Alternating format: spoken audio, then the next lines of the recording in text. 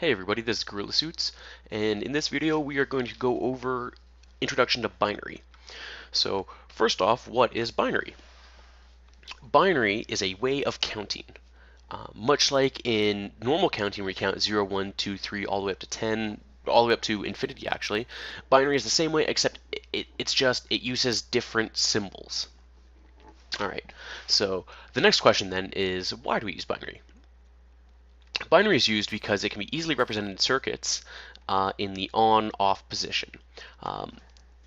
To kind of briefly explain on that, binary is a system called a base 2 counting system, where it is a system that has two symbols or numbers that are limited or the base numbers. Why we use that in circuits is because circuits can only be in one of two states. They can be in the on state or they can be in the off state. So we have a 1 as on and a 0 as off. And that is why we use binary in circuits. The next question would be, so what's the difference between binary and base 10? Basically, the difference between binary and base 10 is that in base 10 you have 10 symbols, 9 symbols, sorry, yeah, 10. 0, 1, 2, 3, 4, 5, 6, 7, 8, and 9. And in binary you only have 2, 0 and 1. So when you're counting, you must use different symbols to represent different numbers. I'm going to quickly go through this. This is going to be kind of like our base chart. But 0 in binary is 0, 1 in binary is 1, 2 in binary is 10, 3, 11, 4, 100, 5. Actually, I should not say 100. I should say 100, 5, 101, 6, 110, 7, 111, 8, 1000, and 9, 1001. Now you're thinking, whoa, what the heck? That's a lot of numbers. How am I supposed to remember all that? Remember, this is just our go-to guide. I don't expect you to get this right off the bat.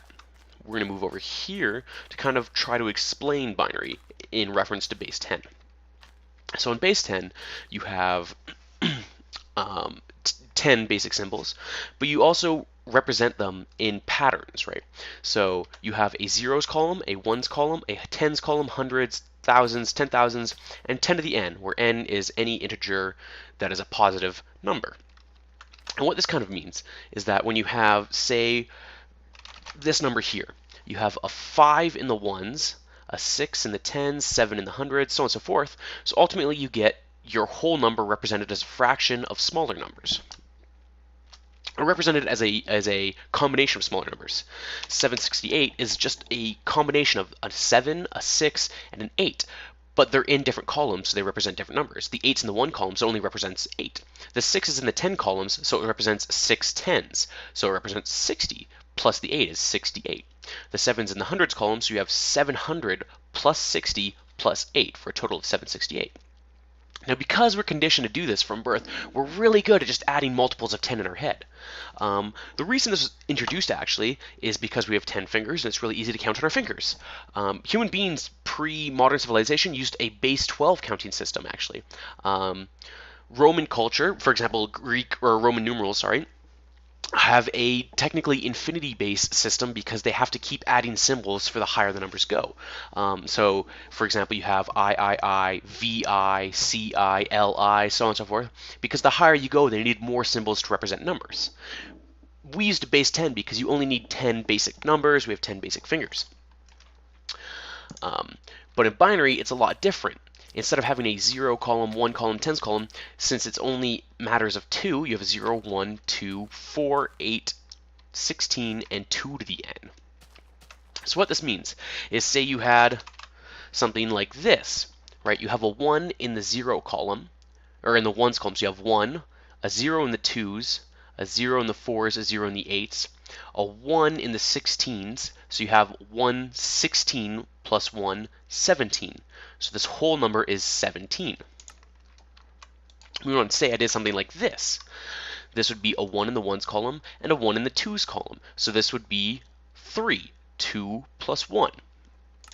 And this is really used because, as I said, in circuits you can't have that represent 12 and this represent 6, right? They look exactly the same, so you have to use a series of them, to fully get a significant number. So let's try to get this to do some practice questions. 10 when you try to convert from base 10 to base 2, you break it down into multiples of 2. 10 is 8, because 8 is a multiple of 2, plus 2. So remember, going back to this, how we have our zeros 1, 2, 4, 8, 16, and n, or 2 to the n being an integer between 0 and infinity. You have your 8 column divisible by 2 and your 2 column divisible by 2. The 8 column is in the 4th spot, so it's 1, 0, 1, 0. Moving on, we go to 36. 36 can be broken up into 32 and 4 because 32 and 4 are both multiples of 2. You get 1, 0, 0, 1, 0, 0. 32 spot, 16th spot, 8th spot, 4 spot, 2 spot, and 1 spot. Now, for really large numbers, this gets really, really complicated. Like even 54, as you can see, is getting pretty big down here. That's 6 digit holders for a 2-digit holder in base 10. And that's also another reason why we use base 10 is because it makes up smaller numbers. The higher the base, the less digits you have to use. All right, so going back over here, you just have your 0 through 9, and this is really a general, or a good general way to begin, simply because most number pads are labeled 0 through 9. If you look down at your keyboard, you'll see 1, 2, 3, all the way up to 9. And so these really are the only ones that I'd urge you to memorize. Anything bigger than this, although after this video you would hopefully be able to calculate it in your head, well, not in your head, you would hopefully be able to calculate it. It'd be much easier and quicker just to search something up like that on Google or anything other like that. If you actually type in X number in binary, Google will translate it for you and convert it to base 10. So we have these in base 10. I want you to try and go ahead and work out these 3 numbers in binary. I want you to convert them into binary. That approach is do the same thing. Break it up into things that are multiples of 2. A hint is if it ends in an odd number, you have to add a ones column, because notice how they're all multiples of 2. None of these will add up to an odd number. If it's a multiple, or if it has an odd number in it, it ends in 1, and if it has an even number in it, it ends in 0. But you can just go ahead and pause the video right now and try to solve this out. It might take you a couple minutes, and that's okay. It's fine. Like even myself, it took me a while to do this, just because you get such high digits. As I said, this one has 6 just for a 2-digit number. You get such high digits that it's kind of ridiculous to expect anyone to just come up with these numbers on the fly. So pause here. And okay, 127 in binary was 1111111. That's because 128 is actually a multiple of 2, so you would have to go 1000000 for the 128. I kind of did that one as a tricky one just because I figured if you got all the multiples of 2, that'd be a good way to start. 532 is 10000 and 48 is 110000. And if you got all those good, if you didn't, hopefully you can ask me any questions. Explain to me exactly where you were confused, and I'll try to help you out, but I hope that's not the case. So thanks for watching, and I'll see you guys in the next video.